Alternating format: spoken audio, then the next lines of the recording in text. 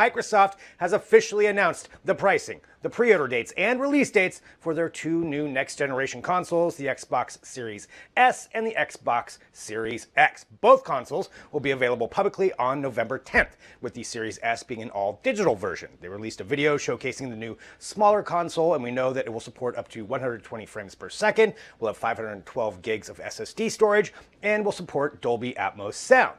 The Xbox Series X, on the other hand, will support everything the Series S does, have disk space, and it's bigger in physical size, and is designed for the highest-end gaming available, with upgrades to internal hardware and aimed toward 4K gaming and maybe beyond that. The pricing for these two consoles is unique as well. They're priced for retail as $299 for the Series S and $499 for the Series X if you want to buy them outright. But Microsoft is also offering a subscription service that gives you Xbox Game Pass Unlimited and EA Play along with one of the brand new consoles for a flat monthly rate. The Series S will be $24.99 a month and the Series X will be $34.99 a month, with each contract lasting for 24 months. Assassin's Creed Valhalla will also launch on November 10th along with the Xbox. This is a big move by Microsoft and definitely sets them ahead of Sony as far as announcements, since Sony still hasn't revealed a price or release date for the PlayStation 5. You can read more about Xbox's announcements and specs about the new consoles at digitaltrends.com.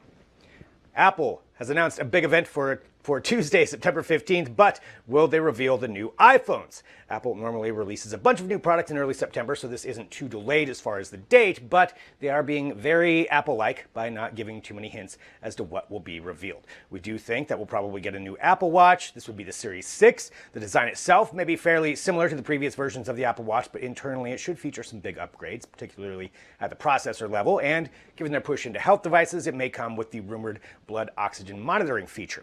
We also expect iPad news. After the refresh to the iPad Pro earlier this year, the entry-level model should be getting an update as well. It may get a size bump from the current 10.2-inch screen and a processor boost to the A12 while keeping the price low. And the iPad Air may also get a design change with an edge-to-edge screen. But what about the iPhone 12? That's the thing that's frustrating, because this should be the time that the new phones would be announced. We have a ton of rumors about a new design, a Pro version, a 5G version, maybe up to 5 different versions of the phone in general, upgraded functionality. But will Apple reveal it now, or will they delay it because of pandemic-related production issues? We just don't know for sure yet, but this is a rapidly changing story, so we'll keep you updated on everything at digitaltrends.com.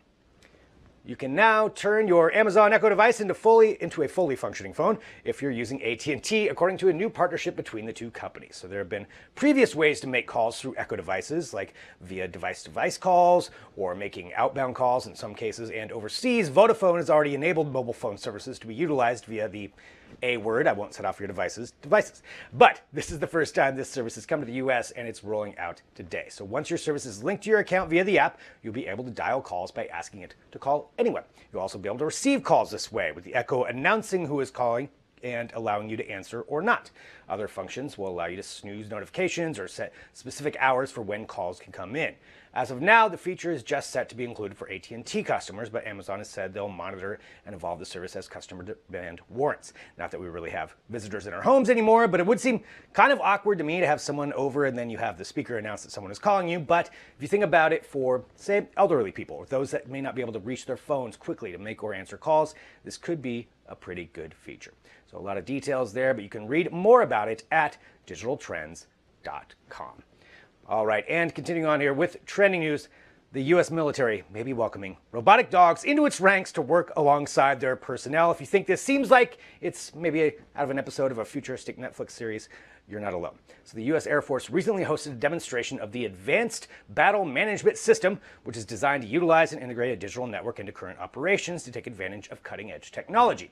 So in addition to showcasing VR capabilities, 5G networks, and AI systems, a robotic dog from a company called Ghost Robotics was shown working with people. So this particular model is called the Vision 60, and according to the manufacturer, it can handle a number of different tasks, such as surveillance, reconnaissance, inspection, mapping, and perimeter patrol duties. The company also touts the modular aspect of the Vision 60 robots, since according to them, they can be outfitted for virtually any use case with an array of radios, sensors, sizes, and probably hardware that can be customized for each user.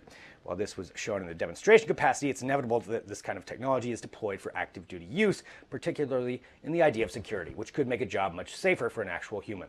But how far will it go, though? We don't know for sure, but it's best to get used to the idea of robotic dogs soon. So you can read more about it at digitaltrends.com.